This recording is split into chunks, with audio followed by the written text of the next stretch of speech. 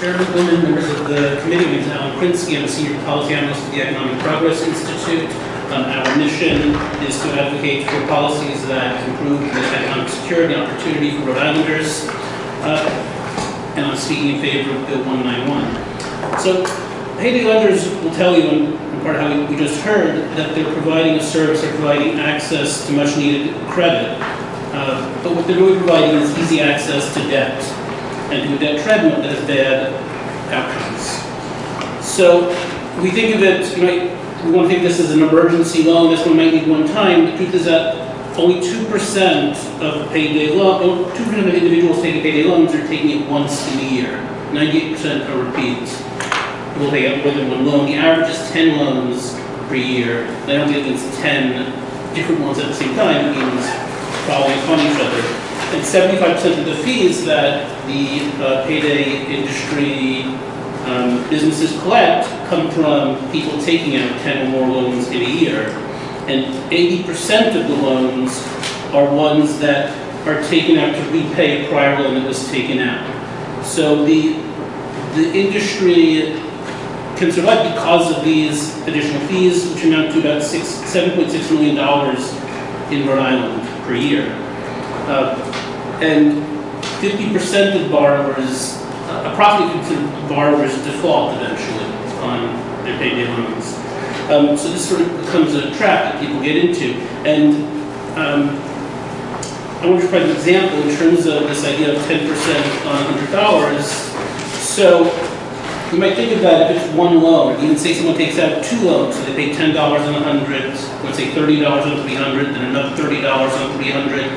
But if you're taking out a $300 loan and you're paying the $30 fee for the 2-week loan, and then you flip it over and have to take another $300 loan, pay another $30, until you're borrowing $600, you're borrowing $300 again for a month. It's basically the same $300. You wind up paying $60 in 1 month for a $300 loan.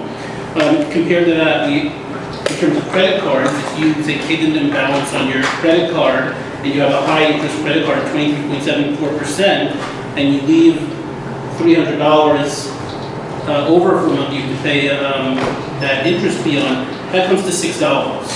So $300, you pay $306 at the end of the month, whereas with a same payday loan that you renew after 2 weeks, it becomes $360. And if you think of that over a year, someone who then borrows that 10 times before they're able to pay it off, that $300 that gets borrowed again and again, $30 each time, one winds up borrowing another $300 and you pay another $300 to pay the initial $300, that's $600.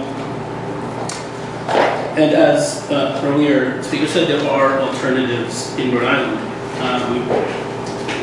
So I'll just end by saying, we also submitted written testimony, so I urge you to look at that, addresses some of the other issues that were brought up already. And so there were 16, actually, earlier we said 15, I think, in Colorado in December passed legislation, so there are now 16 states in the District of Columbia that prevent this sort of predatory lending. And in addition, in 2006, after the Department of Defense investigated the matter and determined that these sorts of loans were predatory, the U.S. Congress acted to make it that active duty military personnel couldn't have to pay these interest on these sorts of loans. So if it's good enough for these other states, if it's good enough for active duty military, I would suggest it's good enough for Rhode Islanders as well. Senator Bill. Thank you so much. One of the things I noticed in your written testimony is you have this map here about how we're really an outlier among our neighboring states. Now, I was wondering if you could talk about how that affects the overall payday loan landscape in New England. Basically, my question is, are people able to cross state lines, and does Rhode Island basically penalize people in Connecticut and Massachusetts, and is this industry having a deleterious effect outside of our state? I'm not sure if you can cross state lines to access that. I mean, I know that in some places one can just do it by sort of mailing or by offshore, so there are other opportunities elsewhere. I think the main difference is that the folks in the other states, except for New England, except for Maine, are paying these fees to the payday lenders. Like in Rhode Island, it's, I think it was $7 million. That number is $0 in the other states, except for New England. Any other questions? Thank you.